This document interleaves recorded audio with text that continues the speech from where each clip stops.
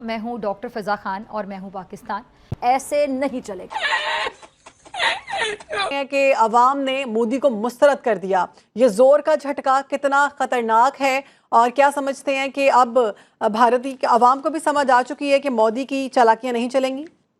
शाबाश। मकबूजा जम्मू कश्मीर और हरियाणा असम्बली इंतखाबात नताइज, मोदी को जोर का झटका। भारतीय रियासत हरियाणा में मोदी हुकूमत का 10 साल इक़्तिदार का सूरज गरूब। मकबूजा जम्मू कश्मीर में मोदी का नया कश्मीर का नारा कश्मीरियों ने मुस्तरद कर दिया। मकबूजा इस चीज की हमायत और सपोर्ट नहीं करते, उन्होंने रिजेक्ट कर दिया है भारतीय सुप्रीम कोर्ट को, भारत की जो लोकसभा और राज्यसभा के फैसलों को, और वहां पे जो अवाम है उसने ये फैसला किया है कि हम भारतीय जनता पार्टी और नरेंद्र मोदी के खिलाफ जाएंगे। पहली बात।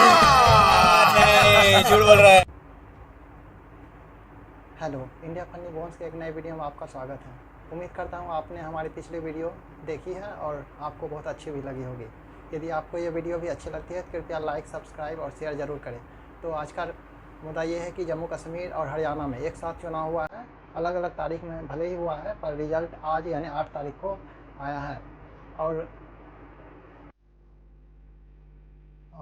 हरियाणा में बीजेपी ने जीत लिया है। बीजेपी को 48 सीट, कांग्रेस को 37 सीट और कुछ पार्टी को या व्यक्तियों को अगर कुछ सीट बचा है।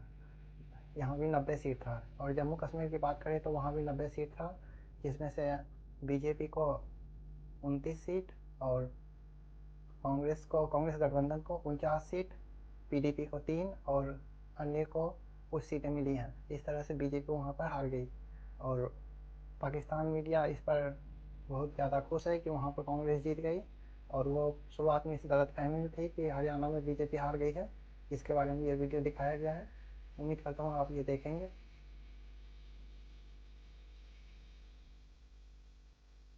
पाकिस्तान में अपने जम्मू कश्मीर चुनाव ये बहुत ज़्यादा मायने रखता था, क्योंकि वहाँ से 5 अगस्त 2019 को आर्टिकल 370 और 35 ए हटा दिया गया था, जिसके बारे में भारी विरोध पाकिस्तान के द्वारा हुआ था और दुनिया के कुछ अन्य देशों में भी इसका विरोध हुआ था।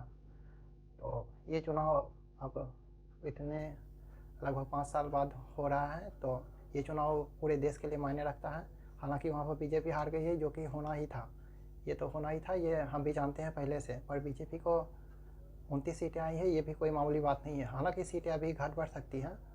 तो उम्मीद करता हूँ ये वीडियो आपके लिए अच्छी रही होगी। पहले वीडियो देखते हैं और अंत में बात करेंगे।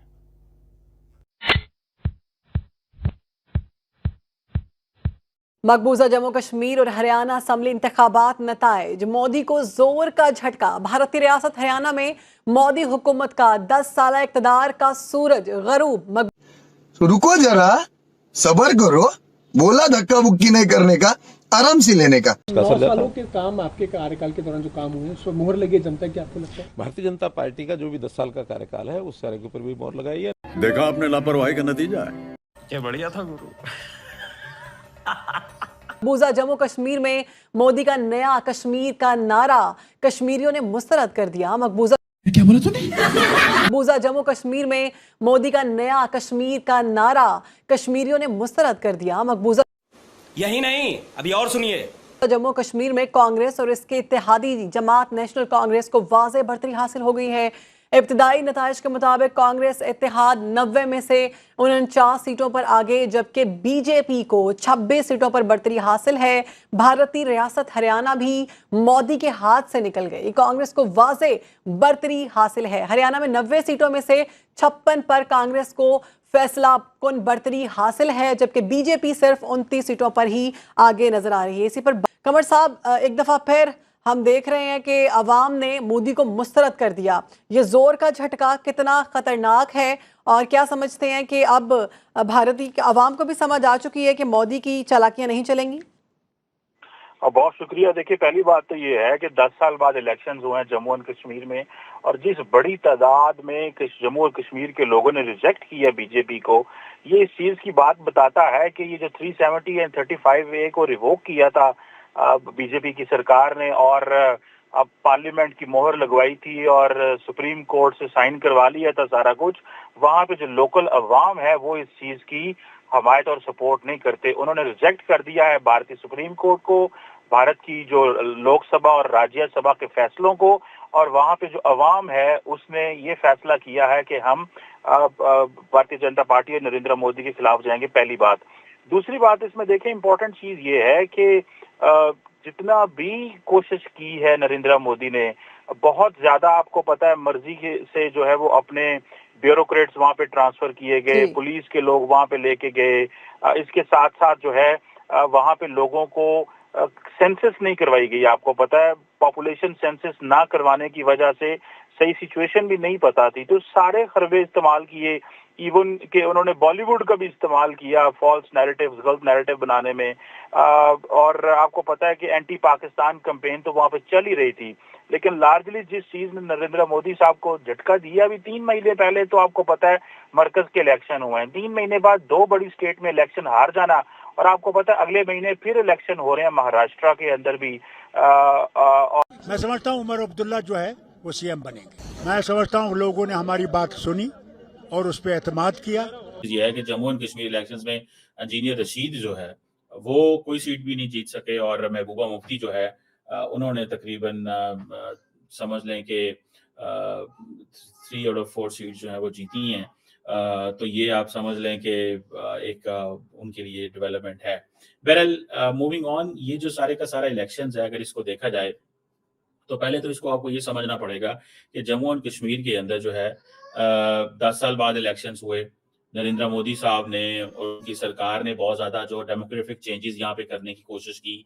कहा जाता है कश्मीरी इस पे बोलते हैं कि जी सेटलर्स का इशू था, ये था, वो था, और जिसे कहेंगे कि कहा जाता है कि 3.2 मिलियन डोमिसाइल सर्टिफिकेट जो थे वो नॉन रेजिडेंट्स को दिए गए ताकि थोड़ा बैलेंस वगैरह चेंज किया जा सके। लेकिन समहाउ जो नरेंद्र मोदी साहब ने 3370-35A वाला ये जो डिसीजन लिया और फिर बाद में इससे मरकजी हुकूमत से अप्रूवल ले ली, फिर सुप्रीम कोर्ट से अप्रूवल ले ली, पीपल रिजेक्टेड इट बाय, उन्होंने लोकली इलेक्शंस में उसको रिजेक्ट कर दिया।